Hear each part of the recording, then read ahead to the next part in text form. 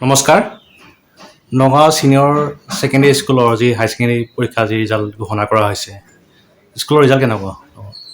হয় আজি আমাৰ উচ্চতৰ মাধ্যমিক চূড়ান্ত বৰ্ষৰ যিটো ফলাফল নগাঁও ছিনিয়ৰ ছেকেণ্ডেৰী স্কুলৰ খুব সন্তোষজনক ফলাফল মই খুবেই সুখী কাৰণ আমাৰ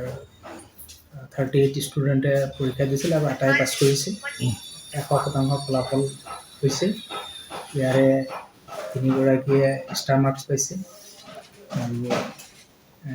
11গৰাকীয়ে ফাৰ্ষ্ট ডিভিজন আপোনাৰ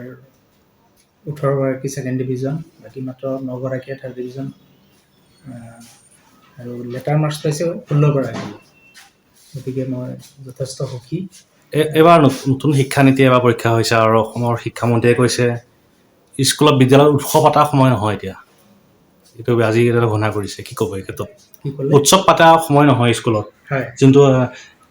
ৰেংকিং পায় ৰেংকিংটো উঠাই দিছে কি ক'ব এই ক্ষেত্ৰত আপোনাৰ মতামত কেনেকুৱা নাই এইটো মই আদৰণি জনাইছোঁ অসম চৰকাৰ অসম উচ্চতৰ মাধ্যমিক শিক্ষা সংসদৰ এটা খুব ভাল আৰু সময় উপযোগী সিদ্ধান্ত বুলি মই ভাবোঁ কাৰণ চাওক আজি আপোনাৰ ৰেংক বা ষ্টেণ্ড কোনোবা ষ্টুডেণ্টে 1% 2%ৰ কাৰণে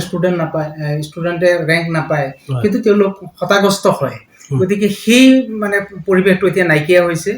মেৰিট সদায় মানে মেৰিটেই হৈ থাকিব কিন্তু কেৱল মানে ৰেংকৰ নামত বা ষ্টেণ্ডৰ নামত যে কিছুমানক মানে হতাগ্ৰস্ত কৰা হয় সেই ব্যৱস্থাটো যে নাইকিয়া হৈছে ছাত্ৰ ছাত্ৰীৰ মই ভাবোঁ ইয়াত যথেষ্ট উপকৃত হ'ব বহুতো কিন্তু যেতিয়া ষ্টেণ্ড কৰাৰ পিছত গৈ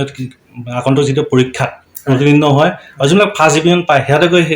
সেইবিলাক পৰীক্ষাবিলাক উত্তীৰ্ণ হয় কি ক'ব তেওঁ বহুত পাৰ্থক্য দেখা যায় একচুৱেলি মানে ষ্টেনৰ যিটো শব্দটো সেই শব্দটোৰ লগত মানে শিক্ষাগত তেনেকুৱা কোনো মানে মই পাৰ্থক্য দেখা নাই কাৰণ এনেকুৱা আছে ষ্টেণ্ড কৰা ল'ৰা ছোৱালীয়ে গৈ পেলাই এণ্ট্ৰেঞ্চটো নাপায় কিন্তু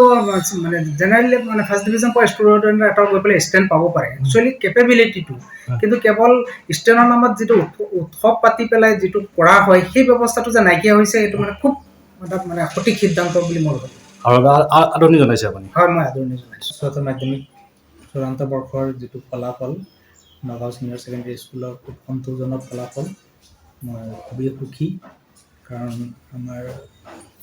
38 ষ্টুডেণ্টে পৰীক্ষা দিছিল আৰু আটাই পাছ কৰিছে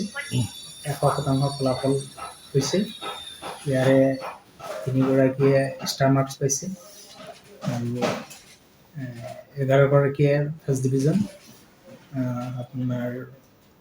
18গৰাকী ছেকেণ্ড ডিভিজন বাকী মাত্ৰ 9গৰাকীয়ে থাৰ্ড ডিভিজন